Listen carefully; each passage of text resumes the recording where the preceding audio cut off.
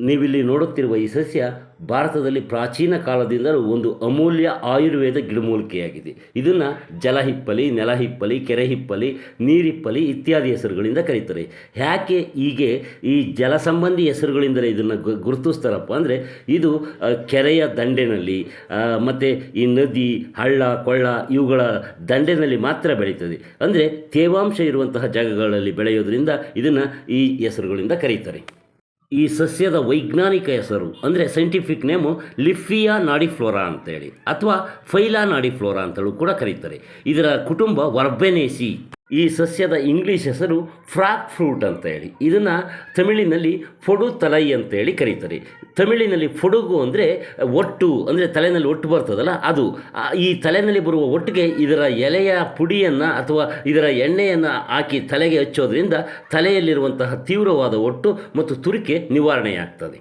ಈ ಸಸ್ಯವನ್ನು ನಮ್ಮ ಭಾರತದ ಪ್ರಾಚೀನ ಸಂಸ್ಕೃತದ ಆಯುರ್ವೇದ ಗ್ರಂಥಗಳಲ್ಲಿ ಶರದಿ, ಮತ್ಸ್ಯಗಂಧ ಇತ್ಯಾದಿ ಹೆಸರುಗಳಿಂದ ಕರೆಯಲಾಗಿದೆ. ಯಾಕೆ ಮತ್ಸ್ಯಗಂಧ ಎನ್ನುವ ಹೆಸರಿನಿಂದ ಕರೆಯಲಾಗಿದೆಯಪ್ಪ ಅಂದರೆ, ಈ ಸಸ್ಯ ಕೆರೆ, ನದಿ ಮತ್ತು ಹಳ್ಳ, ಕೊಳ್ಳ ಇವುಗಳ ಬಳಿ ಇರ್ತದೆ.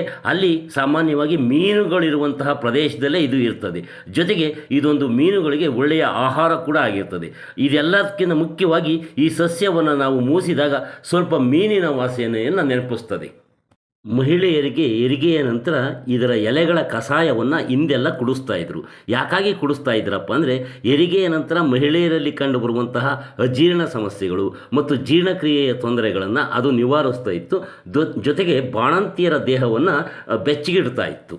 ಈ ಸಸ್ಯ ಆ್ಯಂಟಿ ಇನ್ಫ್ಲಮೇಟರಿ ಅಂದರೆ ಉರಿಯೂತ ಶಮನಕಾರಿ ಗುಣಗಳನ್ನು ಹೊಂದಿದ್ದು, ಇದನ್ನು ಕೀಲು ನೋವು, ಊತ ಮತ್ತು ಚರ್ಮದ ಮೇಲಿನ ಗಾಯಗಳನ್ನು ಗುಣಪಡಿಸಲಿಕ್ಕೆ ಇದರ ಎಲೆಗಳ ಪೇಸ್ಟನ್ನು ಹಚ್ಚಲಾಗ್ತದೆ. ಅಂದರೆ ಇದರ ತಾಜಾ ಎಲೆಗಳನ್ನು ಕುಟ್ಟಿ ಅದರ ಪೇಸ್ಟನ್ನು ತಯಾರಿಸಿ ಆ ಉರಿಯೂತ ಇರುವಂತಹ, ಊತ ಇರುವಂತಹ, ಕೀಲು ನೋವು ಇರುವಂತಹ ಜಾಗಗಳಿಗೆ ಹಚ್ಚಲಾಗ್ತದೆ.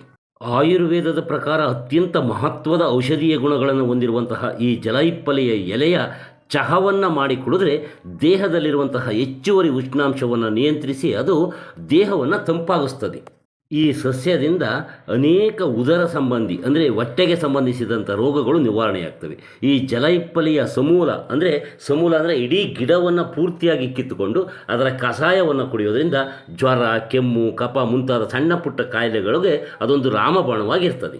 ಈ ಸಸ್ಯದ ಬೇರಿನಿಂದ ಕಷಾಯ ಮಾಡಿ ಕುಡಿಯೋದ್ರಿಂದ ಅಥವಾ ಈ ಸಸ್ಯದ ಬೇರಿನ ಚೂರ್ಣವನ್ನು ನಿಯಮಿತವಾಗಿ ಸೇವಿಸೋದ್ರಿಂದ ಗ್ಯಾಸ್ಟ್ರಿಕ್ ಸಮಸ್ಯೆ ಇದ್ದರೆ ಅದು ನಿವಾರಣೆಯಾಗ್ತದೆ. ಈ ಬಾಯಿಯ ಒಳಗಿನ ಒಸಡಿನ ಸಮಸ್ಯೆ ಇರುವವರು, ಒಸಡಿನಲ್ಲಿ ರಕ್ತ ಬರುವಂಥದ್ದು, ನೋವಾಗುವಂಥದ್ದು, ಆ ರೀತಿಯ ಸಮಸ್ಯೆ ಇರುವವರು ಇದರ ತಾಜಾ ಎಲೆಗಳನ್ನು ಬಾಯಿಯಲ್ಲಿ ಅಗಿದು ಬಿಸಿನೀರಲ್ಲಿ ಬಾಯನ್ನು ಮುಕ್ಕಳಿಸಿದರೆ ಆ ಒಸಡಿನ ರಕ್ತಸ್ರಾವ ಅಥವಾ ಒಸಡಿನ ಸಮಸ್ಯೆ ನಿವಾರಣೆ ಆಗ್ತದೆ. ಅಲ್ಸರ್ ಸಮಸ್ಯೆ ಇರೋರು ಕೂಡ ಈ ಸಸ್ಯದ ಕಷಾಯವನ್ನು ಕುಡಿಯೋದ್ರಿಂದ ಅದು ವಾಸಿಯಾಗ್ತದೆ.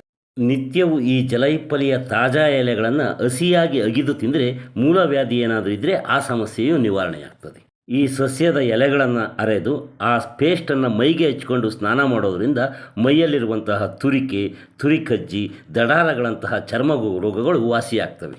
ಮಕ್ಕಳಲ್ಲಿ ಸಾಮಾನ್ಯವಾಗಿ ಕಂಡುಬರುವಂತಹ ಅಜೀರ್ಣ, ಹೊಟ್ಟೆನೋವು, ಜಂತುಹುಳ ಸಮಸ್ಯೆಗಳನ್ನು ಕೂಡ ಇದು ಗುಣಪಡಿಸ್ತದೆ.